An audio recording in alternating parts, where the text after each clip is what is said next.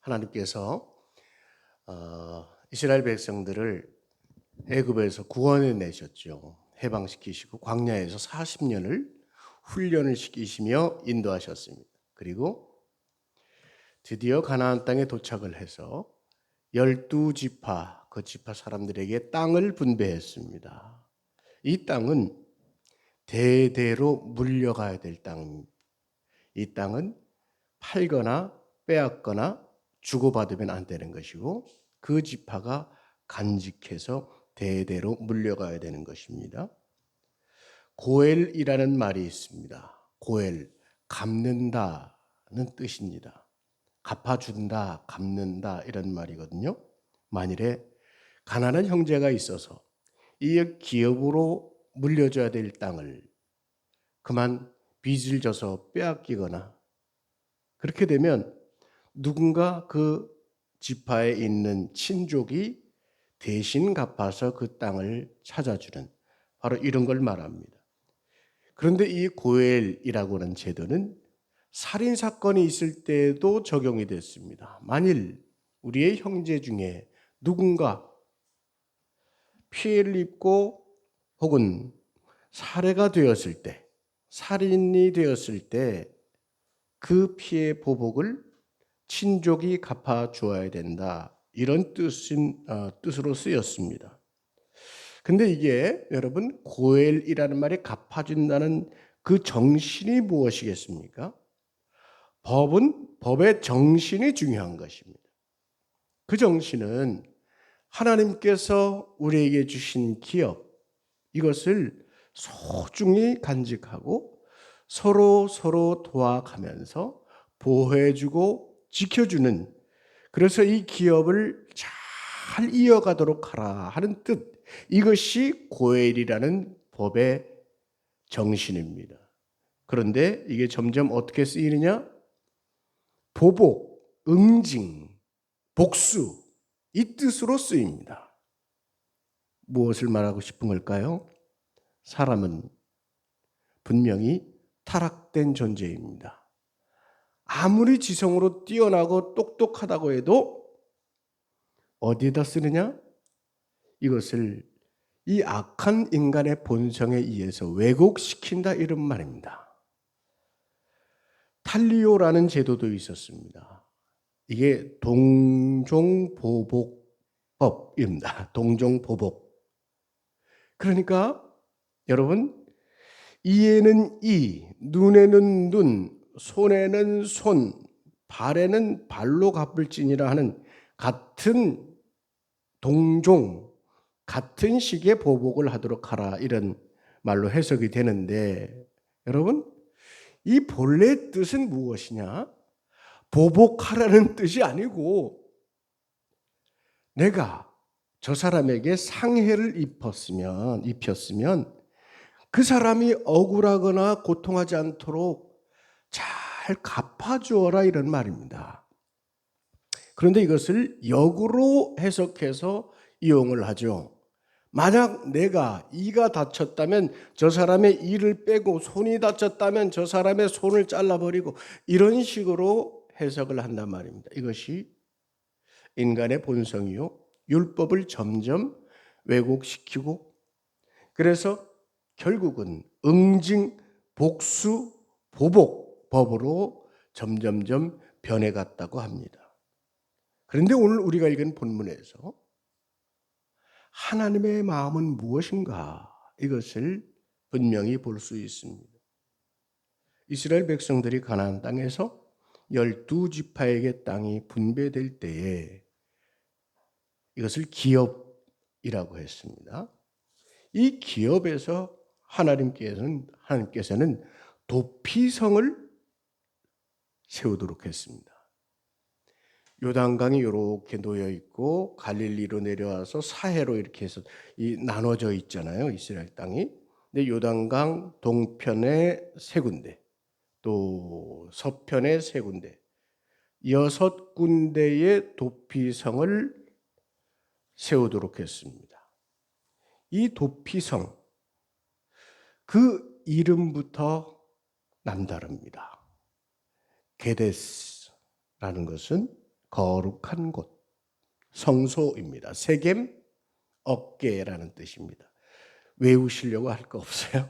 그냥 알아만 두시면 됩니다. 헤브론, 친교, 동맹이라는 뜻입니다. 베셀은 요새, 길라라모는 높은 땅, 골란, 기쁨. 이렇게 해서 6개의 도피성이 있었습니다. 그런데 이 도피성은 그 이름 뜻에 하나님의 마음이 담겨 있고 예수 그리스도의 예표적 속성이 담겨 있습니다. 보시는 대로 베셀, 게데스, 거룩한 곳이라고 했습니다. 성소라고 했는데 바로 성전 되신 예수 그리스도를 뜻합니다. 세겜, 어깨에 정사를 매신 예수님, 십자가를 지신 예수님을 뜻합니다. 헤브론, 친교와 동맹, 하나님과 교제하게 하시는 예수님입니다. 베셀, 요새라고 했죠. 피난처, 피할 곳이 되시는 예수님. 길랏 라못, 높은 땅이라고 했습니다. 성도를 높여주시는 예수님. 골란, 기쁨이란 뜻이라고 그랬죠. 성도에게 기쁨을 주시는 예수님. 이 모든 것이 결국은 예수 그리스도의 예표요, 또한 오늘 우리들에 속한 교회의 예표인 것입니다. 이 도피성에 담긴 하나님의 마음, 그리고 이것이 오늘 우리 신약의 시대, 성령 시대의 교회의 예표로서 우리에게 보여주시는 소중한 3가지 의미가 있습니다. 첫 번째, 도피성에 들어온 자는 은혜의 수혜자입니다. 은혜를 입은 사람이란 뜻입니다. 도피성에 들어오는 사람은 본래는 사형입니다. 도피성의 뜻이 뭐냐면 부지 중에 실수로, 고의가 아니라 잘못해서 사람을 해치고 그래서 살인을 했다면 그는 도피성으로 피신에 들어오라 이겁니다. 본래 살인자에 해당되는 처형이 뭡니까? 살인자는 사형, 그것도 돌로 쳐서 죽게 했습니다. 그런데 그 법을 그렇게만 둔 것이 아니라 부지 중에 실수로 잘못해가지고 사람을 죽였다 하자. 그러면 그는 도피성으로 피신을 할 수 있도록 했다 이 말입니다. 그러니 본래 도피성에 들어온 사람은 살인자입니다. 그럼에도 은혜를 입고 도피성에서 살아남을 수 있었습니다. 이 도피성은 6군데 있다 그랬죠.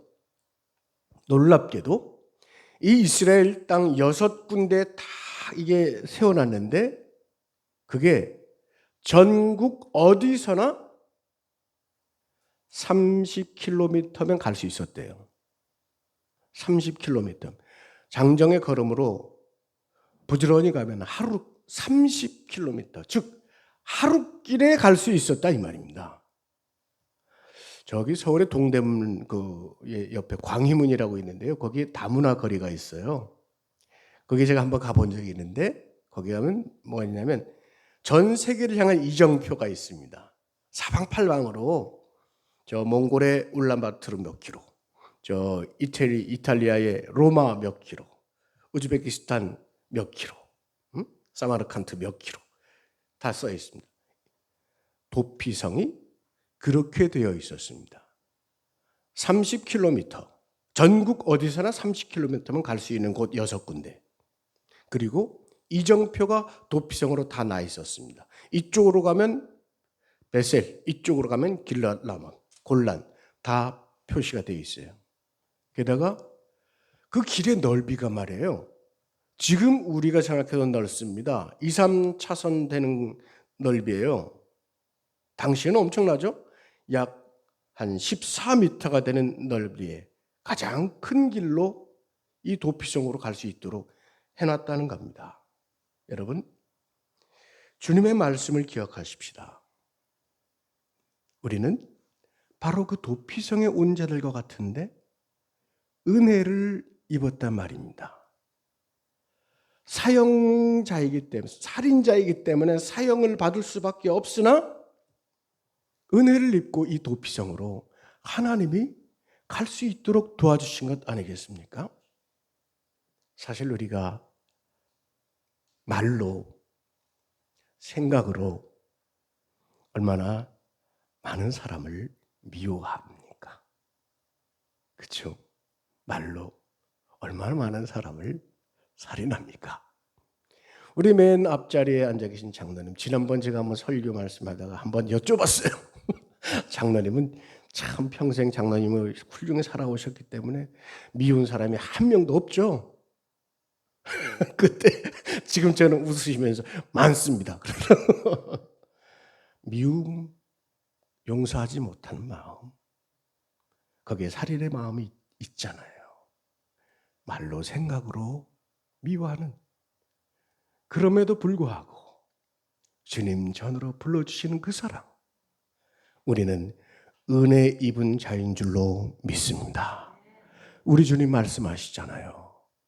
세상 속에서 미워하며 마음으로 죄를 짓고 살던 우리에게 그 짐을 아시고 수고하고 무거운 짐진 자들아 다 내게로 오라. 내가 너희를 쉬게 하리라.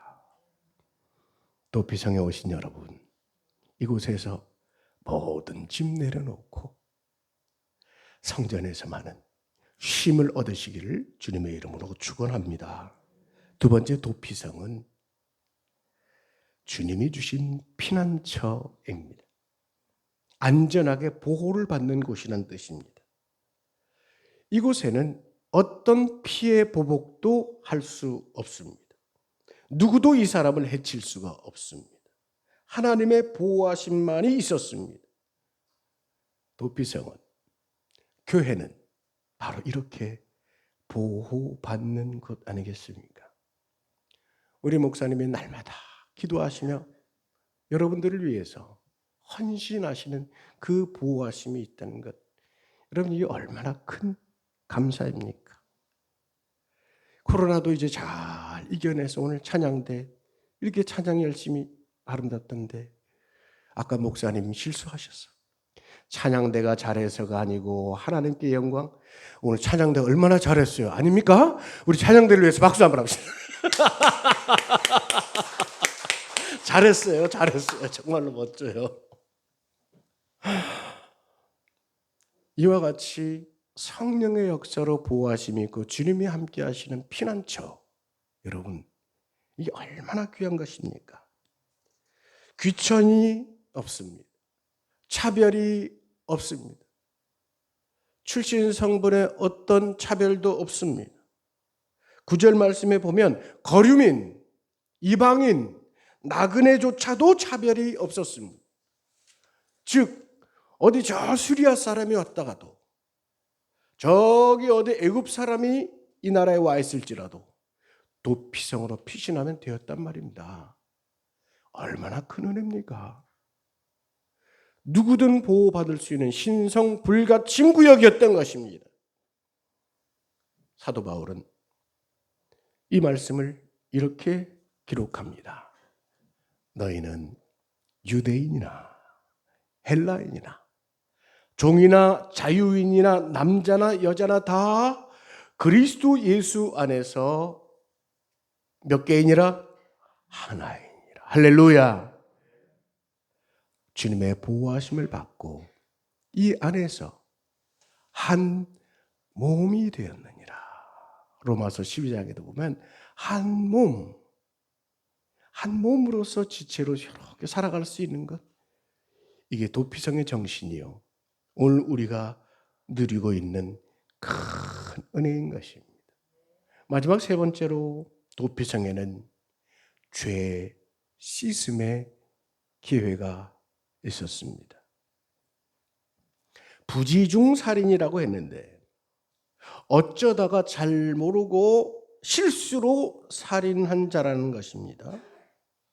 그런데 인간 생명을 천하보다 귀하게 여기는 성경의 정신으로 볼 때면 이 사람도 살인자는 살인자입니다.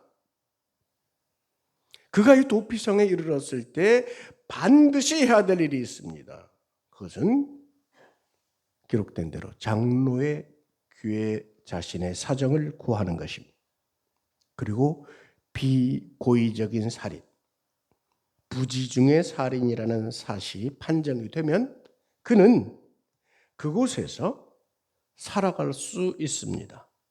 성읍 장로들은 그를 받아들여서 성읍에 거주할 수 있도록 집도 주고 땅도 주고 먹고 살 수 있도록 언제까지 살 수 있도록 해 주었습니다.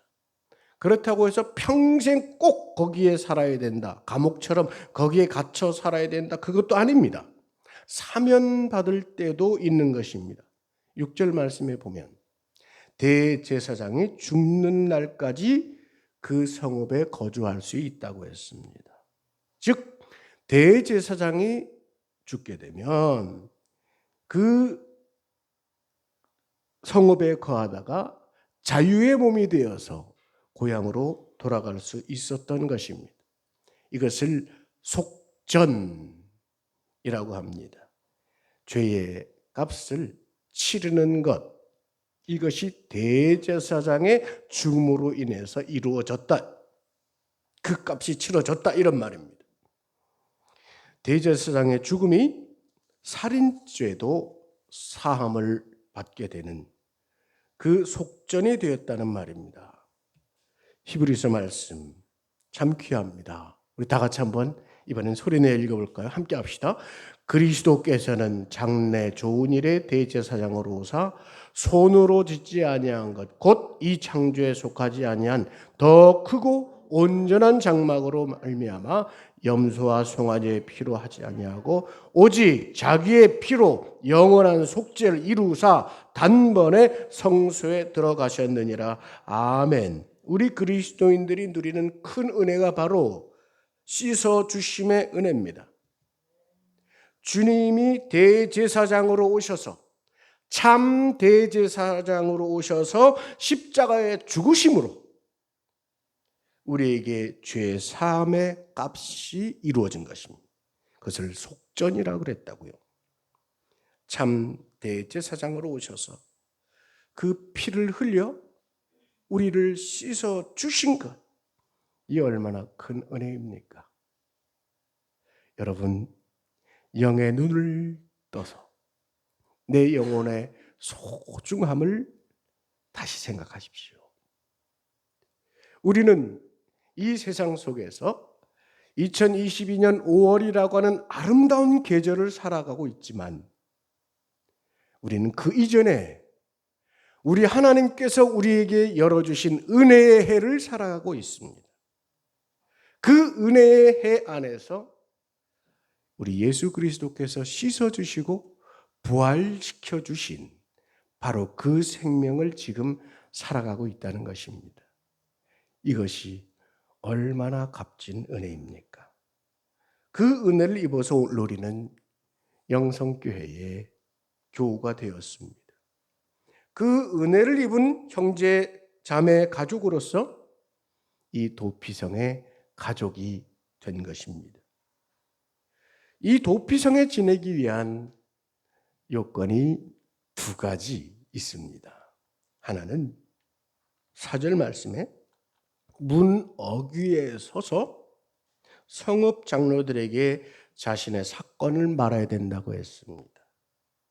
도피성에 도착을 해서 그 도피성의 어른 장로에게 회개와 고백을 해야 된다는 뜻입니다.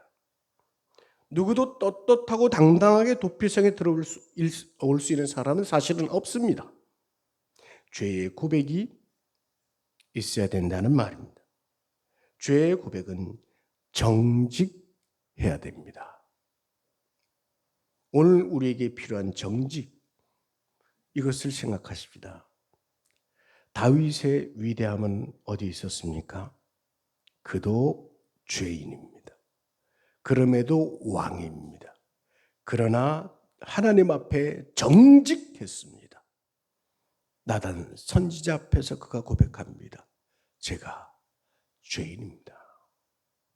이 고백의 정직함, 정직하게 회개할 수 있는 영혼, 그에게 도피성의 은혜가 더욱 크고 하나님은 그를 귀히 여기신다는 것입니다. 오늘 우리가 이 아름답고 귀한 도피성에 이르렀다면 주님 앞에 정직한 참회의 마음이 있어야 되는 것입니다. 마지막 도피성의 체류 요건 두 번째는 겸손과 사랑의 마음입니다. 여러분, 도피성이라는 원래 말뜻이 미클러트인데 수용한다, 받아들인다 이것입니다. 겸손은 바로 수용할 수 있는 마음이 겸손이죠. 받아들일 수 있는 것입니다. 겸손이야말로 내가 죄인임을 인정하고 주님의 은혜를 인정하고 받아들일 수 있는 것입니다. 겸손함으로 나의 죄됨을 고백하고 사랑으로 용서할 수 있어야 되는 것입니다. 근거는 무엇입니까? 용서는 율법으로 해야 된다, 율법적으로 용서해야 된다가 결코 아닙니다.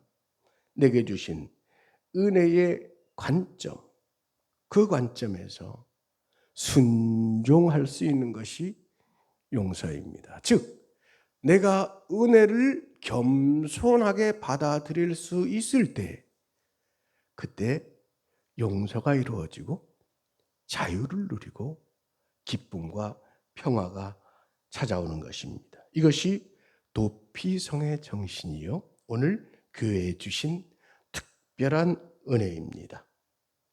우리 영성교회 도피성에 모이신 여러분, 우리 주님께서 주신 은혜, 수혜자로서 피난처에 오심으로 그 씻어주심으로 새 생명을 살아가고 있음을 진심으로 축하합니다.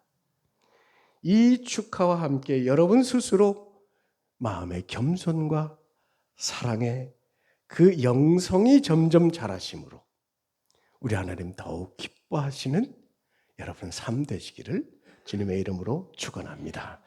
기도합시다. 주님의 은혜를 감사합니다. 저희를 도피성으로 모으신 은혜를 다시 생각하며 그 안에서 참된 행복, 그것이 무엇인지 깨닫게 하심을 감사합니다. 오늘 우리 교회 속에서 이 도피성에 담으신 사랑 더욱 잘 깨닫게 하시고 이 도피성에 주신 은혜 공동체 속에서 감사가, 사랑이, 믿음이 더욱 넘쳐나게 하여 주시옵소서. 예수님의 이름으로 기도하옵나이다. 아멘.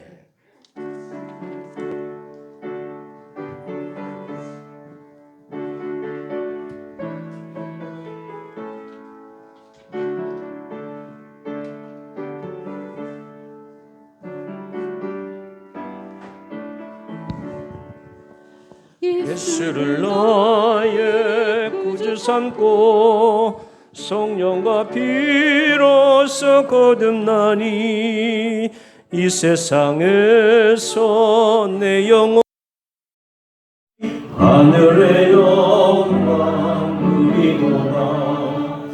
이것이 나의 간증이요 이것이 나의 찬송일세. 나 사는 동안 끊임없이 우주를 찬송하리로다. 온전히 주께 맡긴 내 영 사랑의 음성을 들으시네. 천사들 왕래하는 것과 하늘의 영광 누리노라. 이곳이 나의 간증이요 이것이 나의 찬송일세 나 사는 동안 끊임없이 구주를 찬송하리로다.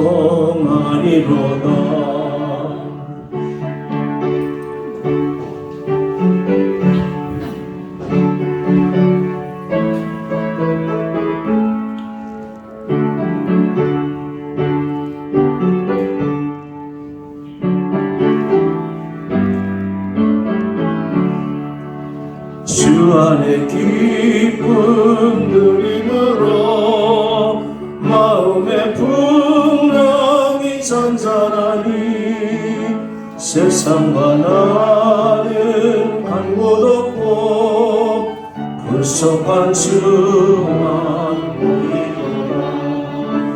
이것이 나의 간증이요 이것이 나의 찬송일세 나 사는 동안 끊임없이 구주를 찬송하리로다.